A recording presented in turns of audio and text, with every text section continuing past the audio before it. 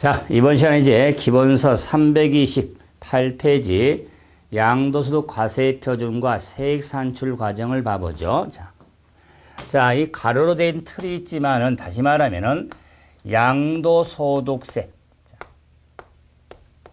의 계산 구조의 틀을 좀 의미가 있죠. 자, 계산 구조 또는 계산 과정이라고 하는데 이걸 달리 표현하면 양도소득에 대한 그래서 양도소득 과세 표준 과세 표준을 어떻게 구하고 그 과세 표준에 따른 세액에 있어서 자, 산출이 어떻게 될까 하는 자 과정을 계산 구조로 보는데 그래서 과세 표준 과정, 세액 계산 과정이 나오겠죠. 그래서 구조를 통해서 보는데 역시 시작은 팔아야겠죠. 그래서 양도가액 팔아야 되니까 그럼 양도가액에서 필요경비 필요경비가 있는데 필요를 차감해서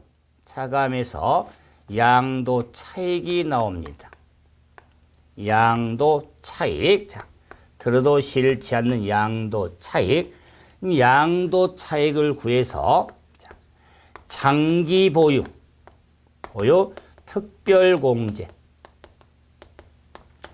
특별공제를 차감해서 양도소득 금액을 구합니다. 양도소득 금액 자, 들어도 역시 싫지 않는 자 양도소득 금액을 구한 다음에 양도소득 기본공제를 차감해서 양도소득 과세 표준이 나옵니다. 소득 과세 표준 자, 그래서 과세 표준 과정의 의미에서 자 기호를 마이너스 썼으니 굳이 말하면 양도가에서 필요는 차감해서 이꼬로 양도차익 구한다면 특별히 차감해서 양도소득금액 자 소득금에서 기본공제 차감해서 과세 표준이 나오는 겁니다. 이 과표까지 구하는 과정은 필수적이다. 자 그래서 과세 표준을 구했으면 이제 양도소득 세율을 곱해서 양도소득 산출세액을 구하는 겁니다. 소득 산출세액 어느 선이 기본이겠죠? 과세 표준에 세율 곱해서 산출세액이 나오니까 그러면 산출세액을 구한 다음 감면세액이 있으면 차감하고 불성실에 따른 가산세가 적용되면 더하고 기납부세 이미 납부한 세액이 있다면 차감해서 양도소득 납부세액이 나오는 겁니다. 소득 납부세액이 나온다. 자, 뭐 굳이 산출세액에서 감면세액을 차감한 금액을 결정세액 가산세에 더한 금액을 총결정세액, 기납부세액을 차감한 걸 납부세액이라고 하는 겁니다. 그랬을 때 산출에서 납부세까지 구하는 과정은 뭐 틀만 좀 보는 의미가 있죠. 그런데 과세 표준 구하는 과정은 제가 필수에 그랬죠. 그래서 저는 이런 암기틀 좀 활용을 하자. 그래서 첫 번째 양도차익을 구하죠. 양도차익 두 번째 양도소득금의 과정 세 번째 과세 표준이죠. 그래서 자, 세 과정이 있으니까 이걸 뒤집으면 안 됩니다. 그래서 차소과라고 한다. 차소과. 그래서 우리 뭐 학교에 뭐 학과가 있을 거 아니에요? 그래서 차소과가 있더라. 뭐 차소과라든가 배추 심는 과, 채소과. 채소과 다닌다. 그 말이에요. 무슨 과? 채소과. 뭐 채소과 다니면서 그 과의 특성을 잘 살려야겠죠. 그래서 채소과 다니면서 특별공제, 기본공제 기 그래서 특기를 살려라. 그래서 채속과 다니면서 특기를 살려라. 그래서 항상 양도 차익 첫 번째, 두 번째 채속과의 소, 양도 소득금액 계산 과정, 세 번째 과세 표준 과정을 구분할 때 그 사이에 채속과 다녀야겠죠? 그 다니는 사이에 특기를 살려라 그 말. 이렇게 기본 틀을 좀 잡아서 확인 좀 하셔야겠죠? 이 과정만 가지고도 기출이 된 적이 있는데 한번 확인 한번 해볼까요? 확인 문제 17번 봐보세요. 국내산 양도시 328페이지. 자, 양도소득 과세 표준을 감소시킬 수 있는 항목에 해당하지 않는 걸 한번 찾자. 자, 과세 표준 최소가의 과죠. 이 과세 표준을 줄일 수 있는 감소시키는 항목이 아닌 거. 그럼 과표가 줄어든다면 요 기본공제, 특별공제, 필요공비가 마이너스니까 이 차감한 금액이 있음으로써 과표가 줄어들겠죠. 자, 그래서 첫 번째 취득에 따른 실지 거래가는 필요경비가 됩니다. 두 번째, 자, 양도 비용 역시 필요경비입니다. 공부했지만 세 번째 특별공제죠. 네 번째 기본공제죠. 다섯 번째 감면세액이 있죠. 감면세액은 납부세액을 줄이는 항목이지 과세 표준을 줄이는 항목은 아니겠죠. 그래서 감면세액이 됐다. 다 감소시키는 항목에 앞에 마이너스가 다 붙어있는 항목들이지만 과세 표준을 감소시키는 항목은 감면세액은 아니죠. 그래서 그 외에도 또 유사적인 문제도 나왔으니까 이렇게 채속과 특기를 좀 구분해서 정리한다면 이제 이 과정에 양도 차익 과정부터 봐야겠죠. 규정을 이제. 그러면 양도 차익을 구하는데 식을 한번 다시 정리하면 양도 차익은 양도가액에서 필요경비를 차감한 금액이 양도 차익이 되겠죠. 자, 세로로 되어 있는 식을 한번 가로로 한번 정리해 봤죠. 자, 이 식을 조금 더 풀어보면은 양도 차익 이꼬로 양도가액 마이너스 필요경비는 취득가액 플러스 기타 필요경비의 합을 의미한다. 따라서 필요경비라고 해서 설명했지만은 필요경비는 취득가액만 의미한 게 아니다. 그 취득가액 이외에 나머지 필요경비도 필요경비 범위가 되는데 그렇다면은 양도가액은 팔아서 양도로 발생한 총 수익금액을 양도가액이라면 필요경비는 총 수익금액을 얻기 위하여 희생된 가치를 필요경비라고 하더라. 그래서 필요경비는 수익금을 얻기 위해 희생된 가치인 필요경비는 취득가액이 기본인데 취득가액만 의미한 게 아니라 취득가액 이외에 나머지 필요경비를 합한 금액이 필요경비가 되는 겁니다. 이거로 양도차익을 구하는 산식이 되는데 그럼 이제 양도가액을 알아야 필요경비를 차감할 텐데 이 양도가액의 적용 기준이 있더라. 그럼 양도가액을 뭘 적용할 거냐? 양도가액의 적용은 실지거래가액에 의합니다. 실지거래가액에 의한다. 실지거래가액이란 양도자, 양수자, 사고 판 사람이 실제로 거래한 가액에 의한다. 실지거래한 가액이란 우리가 더 줄여서 실거래가 또는 실가라고 하죠. 그래서 지금은 일명 실가세상이라고 합니다. 그러면 한 이유가 뭐냐면 양도소득세, 양도소득세 과세대상.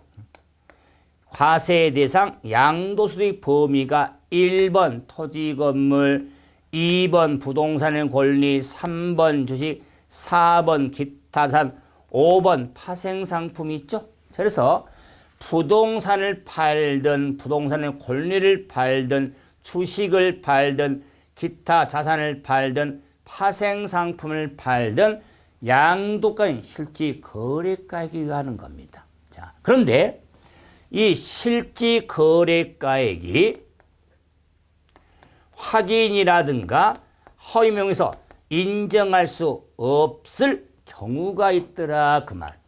확인해서 인정할 수 없을 경우에는 추계가 적용되는데 추계란 말은 추정해서 추산해서 계산한 가액이다 그 말이에요. 이걸 추계가액이라고 하는데 이 추계가액은 자 매매 사례가액이 있습니다. 매매 사례가액, 감정가액이 있습니다. 감정가액, 기준시가가 있습니다. 기준시가 등에 의하는데 이 추계가액은 순서입니다. 순서는 지켜야겠죠. 그래서 실직을 확인, 인정할 수 없을 때는 매매 사례가액이 다음 단계입니다. 매매 사례 중에 없으면 다음 이제는 감정가액. 근데 감정도 없으면 이제 기준시가를 적용하는 겁니다. 기준시가. 이게 양도가액 적용 기준에 해당이 되는 겁니다. 그래서 실질 거래가액에 의하는데 실가가 확인 인정할 수 없으면 추계가액에 의하는데 추계가액은 순서라는 걸 정리해서 순서가 매감기로 흘러가죠. 자, 그래서 일반적으로입니다. 일반 사람들이 실가가 적용이 안 되면 바로 기준시가로 가는데 그럼 큰일 납니다. 실가 확인이 안 되면 다음은 매매 사례부터 가야 됩니다. 매매 사례가 없을 때 감정가액으로 가야 됩니다. 그것도 없으면 기준시가로 내려가는 겁니다. 순서를 지켜야 된다. 그런데 양도가액 알면 뭡니까? 차익관리면 필요하면 취득가액도 알아야겠죠. 그래서 양도가액과 요 피운 취득가액에 이제 적용 방법이 있습니다. 적용 방법. 양도가액을 실질 거래가액에 의할 때 취득가액도 실질 거래가액을 적용하는 겁니다. 양도가액을 실가로 하면 취득가액도 실가를 적용합니다. 자, 그런데 자, 실가가 역시 취득가액의 실가에 의하는데 취득가액의 실가가 확인되지 않는다거나 인정할 수 없을 경우가 있겠다. 자, 이럴 경우는 역시 추계가액이 적용이 되는데 자, 이 추계가액의 적용이 매매 사례가액,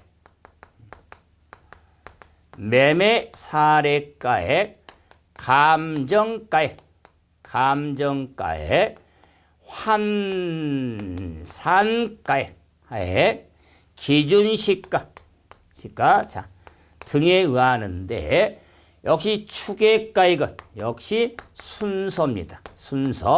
순서를 지켜야 된다. 그래서 자, 매매 사례가액, 감정가액, 환산가액의 기준시가 순에 의하는데 이 틀을 보니까 취득가액의 추계는 환산가액이 보이죠. 그런데 양도가액의 추계에는 환산가액 안 보이죠. 구분하셔야 됩니다. 그래서 환산가액이란 취득가액만 적용이 되지 양도가액은 적용되지 않습니다. 환산가액은 그래서 환산가액이 없고 있는 차이가 있죠. 그래서 수렴에 잡아서는 매감환기, 매감환기 이렇게 틀 잡아서 정리가 이런 거죠. 그래서 매감환기란 매우 심한 감기가 들면 한기가 들잖아요.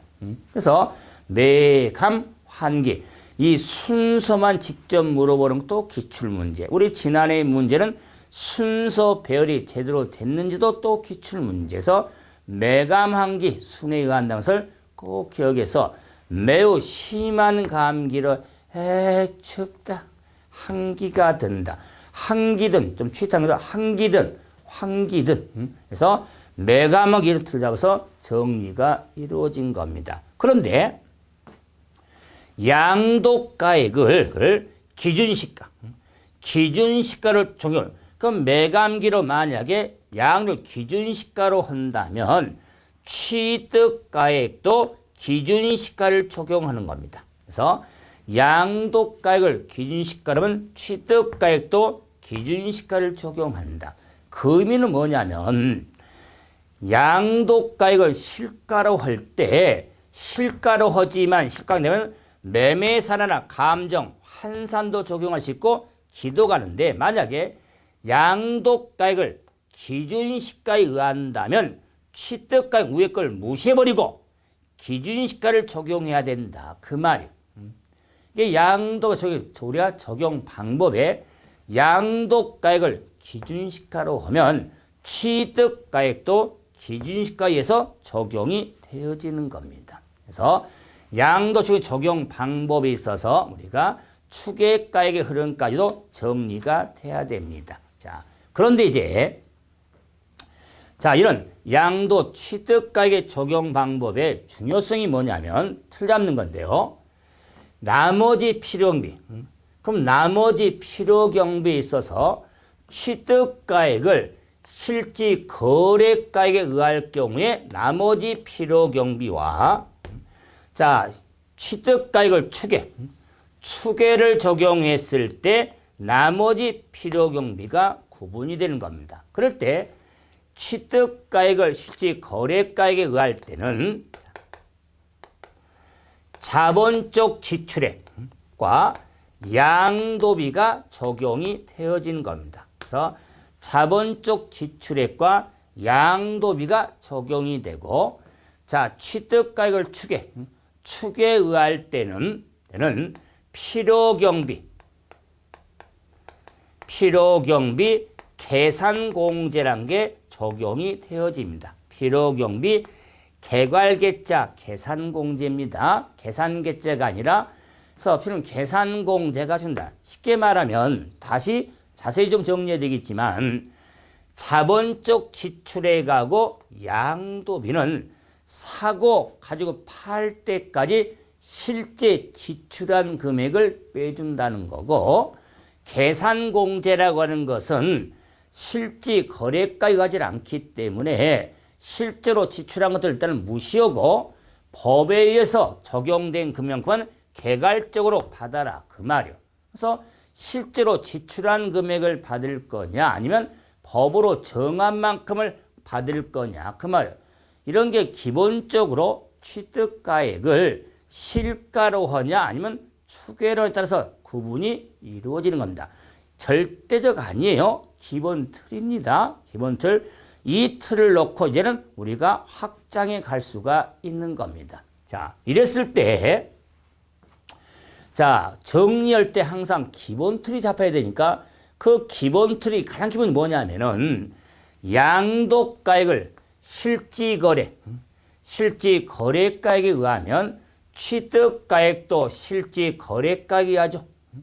그러면 취득가액을 실지거래가액을 하면 자본적 지출액하고 양도비가 적용이 되죠. 이걸 일명 뭐라고 하냐면 실실자양이라고 한다. 그래서 공부도 체력이니까 몸이 실실거리면 안 됩니다. 능률이 없어요. 그래서 몸이 실실거리면 능률이 없으니까 자양, 몸을 보양을 해야죠. 보양하려면 뭘 드셔야 된다? 자양강장제를 드셔라 그 말. 몸이 실실거리면 자양강장제를 드셔라. 이 틀을 잡아놔야 추계에 의할 때 매감기든 매감한기를 잡아놓고 다음에 계산공제도 갈 수 있고 또한 추계에 의한 기준시가를 했을 때 기준시가로 가는 것을 틀 잡을 때 큰 기본 틀이 일반적으로 우리 양도소득세 계산은요, 대부분 실실거리면 자양강장제로 계산합니다. 지금은 실가 세상이니까. 하지만 규정을 정리했을 때 이렇게 추계로 갈 수가 있으니까, 그래서 실실거리면 자양강장제를 먹는다. 자, 이랬을 때 이 더할 보세요.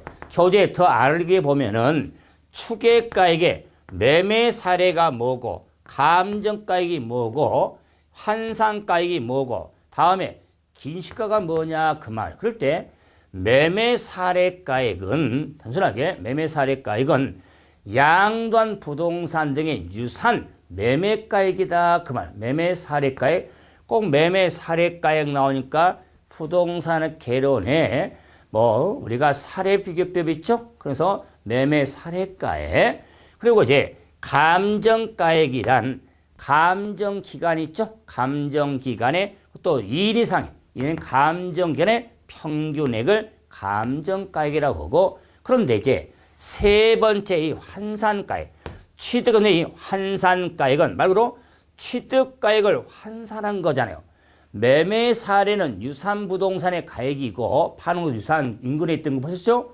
감정기간의 감정가액이잖아요. 그런데 환산가액은 환산한 계산을 환산한 식이죠. 그래서 이 환산가액은 어떻게 구하냐? 환산가액은 양도 당시, 양도 당시, 즉 환산가액은 양도 당시 실지 거래가액, 매매 사례가액, 감정가액. 그러면 양도 당시 실지 거래가액을 알면 실가, 실가를 모르면 매매 사례, 그것도 모르면 이제 감정가로 간다고 그랬죠. 양수인 자, 이 실가나 매매 사례가액 곱하기 환산가액은 분모가 양도 당시 기준시가, 기준시가분의 취득 당시 기준시가, 취득 당시 기준시가에 의해서 환산이 이루어지는 겁니다. 좀 어렵지만 이 환산가액의 식도 알면 유용성이 있습니다. 이 식도 직접적으로 계산하는 과정도 출제가 됐으니까, 그래서 환산가액이란 양도 당시 실지 거래가의 매매 사례가의 감정가액 곱하기 분모 분자인데, 자, 지금 취득가액의 환산이 항상 분모 분자는요, 알고자 하는 걸 기본 두는 겁니다. 분자로. 그래서 분모가 양도당시 기준시가분의 취득당 기준시가로 산정이 이루죠. 교재 지금 이 환산가액 식도 좀 정리가 되어 있죠. 그래서 환산가액에 적용한 의미가 있겠다. 자, 그러면 이제는 기준시가. 그러면 기준시가라는 게 뭐냐? 자,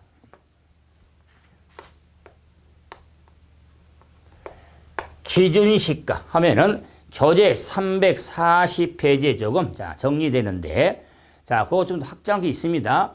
그러면 기준시가, 기준시가라고 하는 것은 소득세법에 따른 자는 자산가액을 기준시가라고 하겠다. 소득세법에 따른 자산가액을 기준시가라고 하는데, 그러면 법으로 정한 자산가액이다 그 말. 그럴 때 양도소득세는 1번, 2번, 3번, 4번, 5번이 있겠죠. 자, 대상에서 1번하면 토지가 있고 건물이 있겠죠. 건물. 자, 그 부동산에 관한 권리가 있고 주식이 있고 기타 있고 파생상품이 있겠죠. 제가 부동산 권리 등에 또 아까우니까 자 이번에 부동산에 관한 권리 씁시다. 권리 3번 주식, 4번 기타, 5번 파생상품이 있는데, 이 의미는 뭐냐면 기준시가라고 하는 것은 소득세법에 정한 자산가액은 토지, 건물에 대해서만 적용되는 게 아니라 부동산에 관한 권리도 기준시가가 있고, 자, 주식도 있고, 기타 자산도 있고, 파생상품에 대한 기준시가도 있더라. 그 말이요. 근데 시험적으로 좀 관심 드는 건 토지, 건물에 초점을 두지만 나머지 대상에서도 기준시가 산정이 이루어진다는 법의 규정이 있다는 거. 기준시가는 건 그랬을 때 토지, 제가 논에서 이 토지하고 건물에 대해서는요, 자, 셋으로 구분할 수가 있는데, 일반 건물이 있고, 자, 지정적 내에 있는 건물이 있고, 자, 주택이 있습니다. 주택이 있는데, 역시 노란색 쪽 부분에 좀 신경을 쓰는데, 토지. 그러면 토지에 대한 기준시가 하면은 개별 공시지가가 기준시가에 해당이 되어지는 겁니다. 개별 공시지가. 그럼 이제 자, 이 개별 공시지가에 의하는데 개별 공시지가가 없는 땅이 있더라 그 말. 없는 땅에 대해서는 멀리 가지 말고 인근유사 개별 공시지가를 적용하는 겁니다. 인근유사를 참작해서 평가한 가액에 의한다.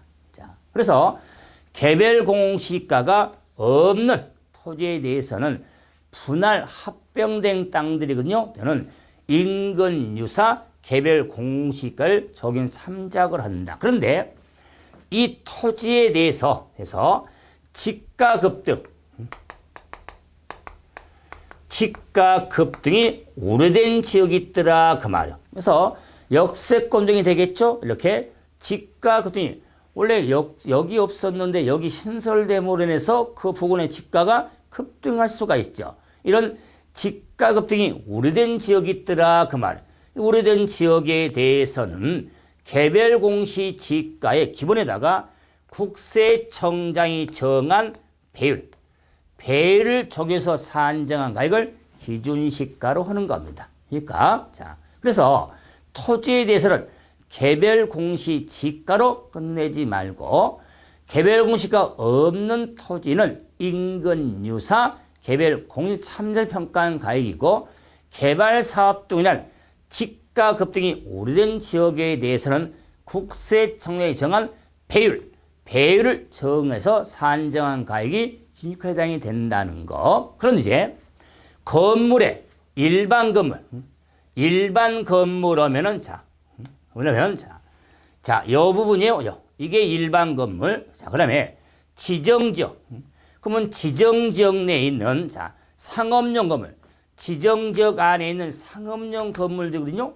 그러면 상업용 건물 등은요. 자, 이런 의미가 있습니다. 이런 의미.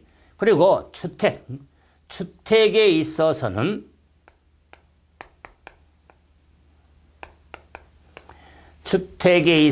자, 여기 있겠죠? 자, 그럴 경우에 일반 건물에 대해서는요. 자, 건물의 특성을 참작해서 매년 1회 이상 국세청장이 정한 가액을 일반 건물의 기준시가라고 한다. 일반 기준시가는 토지는 안 들어가죠. 그런데 지정지역 내에 있는 자, 우리가 상업용 건물 등에 대한 오피스텔 등에 대해서는 토지와 건물에서 일괄 자, 그 지정적 건물의 특성 등을 고려해서 토지와 건물 등에서 일괄하여 산정 고시한 가액을 기준시가라고 한다. 그래서 지정지역 내에 있는 상업용 건물 등은 토지와 건물에 대해서 일괄하여 산정 고시한 가액을 기준시가라고 하겠다. 다음에 주택에 대해서는 자, 단독주택이죠. 개별 주택 가격, 아파트죠. 공동주택 가격을 기준시가로 하는 겁니다. 자, 그래서 토지에 대한 기준시가와 건물도 일반 건물인지 지정적 내에 있는 상업용 건물인지 주택인지 등을 구분해서 정리가 필요하죠. 자, 근데 참고로 부동산에 관한 권리, 부동산은 권리에 대한 기준시가는 양도 시점까지 불입한 금액이 있습니다.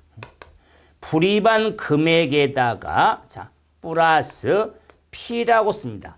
프리미엄에 상당한 금액을 합한 금액을 기준시가라고 하는 겁니다. 그래서 특히 분양권 등이 있겠죠. 그럼 분양권에 대한 기준시가는 자 이런 양도 시점까지 불입한 금액의 프리미엄 상당한 금액을 합한 금액을 기준시가로 하는 겁니다. 그래서 제가 부동산의 권리를 제가 프리미엄까지 더해 놓은 이유가 다시 말하면 기준시가라고 하는 것은 부동산이 토지 건물에만 있는 게 아니다. 그 말이요. 부동산은 권리도 있고 주식의 기준시가, 기타 그냥 우리가 보니까 골프 회원권의 기준시가, 특히 파생상품에 대한 기준시가도 소득세법에서 산정이 이루어지는 겁니다. 그래서 관심은 토지 건물의 핵심 되는 것을 확인이 돼야겠죠. 그래서 기준시가를 한번 산정 한번 해드려 봤죠. 그래서 양도권 기준시가는 주로 기준시가에 의하는데 330페이지 하단에 더 알아보기 있죠. 더 알기에 좀 주의해서 봐야 됩니다. 330페이지 하단에 자, 더 알아보기 있죠. 더 알기에 보면은 자, 지금 양도소득은 실가세상이니까 그래서 양도소득세를 실가를 적용해서 비과세를 받았습니다. 그래서 자, 이 주택 등을 팔아서 비과세, 감면, 면제를 받았다 할지라도 비과세 금액에서 뺄 금액이 있더라 그 말. 그럼 비과세 받을 금액에서 뺄 금액이 있겠다. 그 말은 비과세는 뺀다는 이야기는 이만큼은 과세될 금액이다. 그 말이요. 자, 그럼 비과세 받을 금액에서 뺄 금액이 있는데 이건 어떤 게 뭐냐? 그래서 실지 거래가액에 의해서 부정한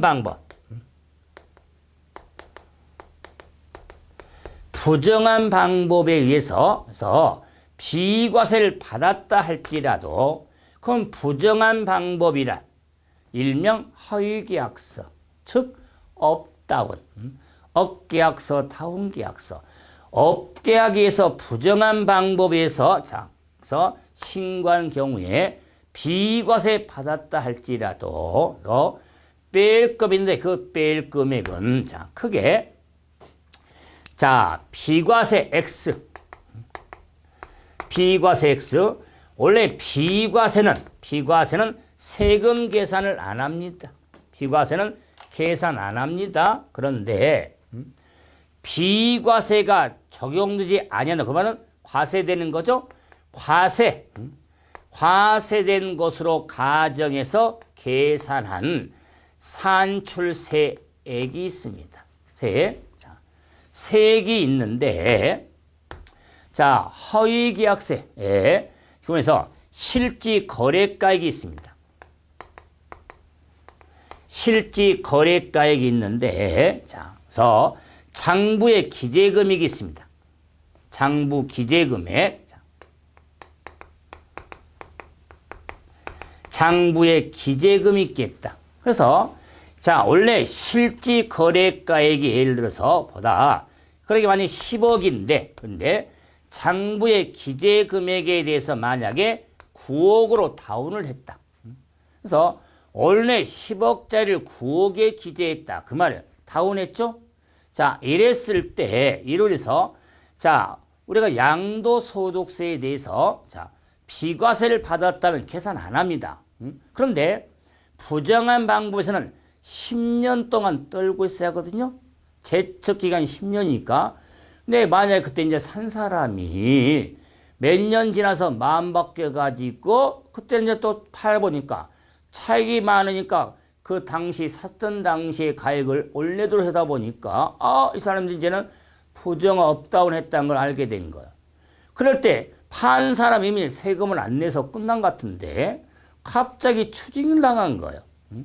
그런 규정의 의미가 있거든요. 그랬을 때 비과세가 중이 아니었을 때 과세된 금액으로 계산한 금액이 있겠다 그 말. 그래서 자, 그럼 실제로 계산한 금액이 얼마 나왔냐면서 4천이 나왔다. 4천. 자, 그러면 실지 거래가액과 장부 기재 금액의 계약서 금액이죠. 계약서의 기재 금액의 차익이 1억이죠. 요 1억하고 과세된 금액으로 계산한 자, 4천만 원. 4천만 원 두 금액 중에 MIN 작은 금액 얼마죠? 4천이죠. 이 작은 금액을 비과세될 금액에서 뺄 금액이 돼서 4천만 원은 과세로 전환이 되는 겁니다. 자, 그래서 자, 실지 거래가액과 계약서의 기재금액, 계약서 기재금액의 차익과 과세된 경우로 계산한 금액하고 비교해서 작은 금액을 빼게 된다. 뺀다는 말은 그만큼은 과세로 전환. 왜? 비과세 금액에서 빼니까 과세로 전환될 금액의 의미가 있게 되는 겁니다. 좀 규정 자체가 좀 쉽지 않거든요. 어렵지만은 그런 규정들 좀 확인 좀 해서 정리를 했을 때 자, 우리가 견물생심이라고 그랬죠? 뭐 말이 뭐 필요했습니까? 한번 실제로 확인해 보는 게 유용성이 있겠죠? 자, 그래서 이 규정과 관련해서 자, 아무리 바빠도 자, 이 문제 한번 확인해 보세요. 자, 기본서 406페이지. 406페이지 33번 봐보세요. 406페이지 33번. 6페이지 33번. 자, 봐보시면. 자, 소득세법상 양도세 비과세 1주택을 거주자 갑이 특수관계가 없는 을에게 다음같이 팔았을 경우 비과세 관한 규정을 적용할 때 비과세 받을 세액에서 뺄 금액이 얼마나 되냐. 다른 건 생각하지 말고 한번 계산해 봐라. 그래서 계약이 2014년도 했는데 자, 계약서의 결의 금액이 3억 5천이고 자, 양도세 실지 거래가액이 3억이고 자, 양도세 비과세에 관한 규정을 적용하지 아니했을 때 산출세액이 3천만 원이다 그 말이에요. 자, 그러면은 자, 제가 금액을 적어드렸지만 이걸 지워도 상관없죠? 자, 지운 의미로서 한번 봐본대요. 자, 봐보세요. 뺄 금액 의미는 자, 실지 거래가액이 얼마라고 했다? 3억 5천 그랬죠? 자, 시가가 3억. 실지 거래가액이 3억이라고 그랬다. 3억. 시가가. 자, 계약서 기재 금액이 3억 5천 그랬죠. 3.5. 그렇죠? 그리고 비과세 되지 않은 것으로 과정에서 계산한 금액이 3천만 원 그랬죠. 3천만 원. 자, 이랬을 때 뺄 금액은 3억하고 3억 5천엔 차익이 5천이죠. 5천만 원에 과세를 그런 계산한 금액이 3천만 원이죠. 자, 이 차익하고 3천만 원하고 작은 금액이 얼마죠? 3천만 원. 그래서 뺄 금액은 3천만 원이 되는 겁니다. 3천만 원이 뺄 금액으로 답이 되는 거예요. 뭐 계산이 복잡한 게 아니라 그 규정 자체의 의미를 좀 확인하는 문제로서 자, 우리 기출 출제된 문제지만 또 나올 수 있습니다. 이런 문제는요, 고급 문제거든요. 그래서 계산이 복잡한 게 아니라 그 과정의 규정을 정확히 숙지를 요하는 문제거든요. 그랬을 때 우리가 실지 거래가에 보면 실가를 그만큼 더 정착시키는 거예요. 만약 실가에서 뭐 허위약서를 해봐라 그러면 지금 당장 넘어져도 나중에 보자. 10년 동안은 떨게 만들겠다. 그 말이에요. 제가 지금 이런 말씀을 드리는 것은 뭐 과세권자 입장에서 말씀드리는 게 아니라 지금 법의 규정을 말씀드리고 있는 거예요. 그래서 교수님은 뭐 성실 납세자라고 그런지 이렇게 뭐 법의 입장에서만 뭐 정부 입장만 대변하는 거 그 말 아니에요. 저도 싫어요. 근데 그 규정을 이해시키려고 이해하는 의미에서 정리하라는 거지. 왜? 일단은 법대로 법에 있는 규정을 숙지 시험장을 가야 되니까. 아니 왜 이렇게 복잡하게 이렇게 뭐 이중계약서 업다운 하면 한 대로 넘어가 주지. 그럼 왜 이렇게 과연 이런 생각을 하면 공부하기 힘들잖아요. 이런 건 제가 한 번 더 정리해서 제가 총론 처음 시작할 때 세법 시작할 때니까 뭐라고 그랬죠? 법대로 해라. 세법 공부할 때는 법대로 해라. 법에 규정되어 있는 걸 숙지하는 것이지 여러분이 너무 개인 생각을 많이 집어넣으면 그만큼 복잡해지니까 여러분 단순하게 이렇게 법에 있는 규정을 좀 이해하고 추리 생각하면서 정리하면서 문제화 됐을 때 좋은 점수 나와서 합격해서 실무에서 돈 좀 벌면 되는 거예요. 그런 마음으로 숙지하시길 바랍니다. 그래서 양도 계산 과정에 지금 자, 큰 틀에 양도 차익과는 과정의 기본만 본 거예요. 자, 여기서 이제는 다음 시간에는 그냥 필요 경비 어떻게 계산하는지 이런 사안적인 규정부터 정리를 하십니다. 이번 시간은 여기서 마무리죠. 수고하셨습니다.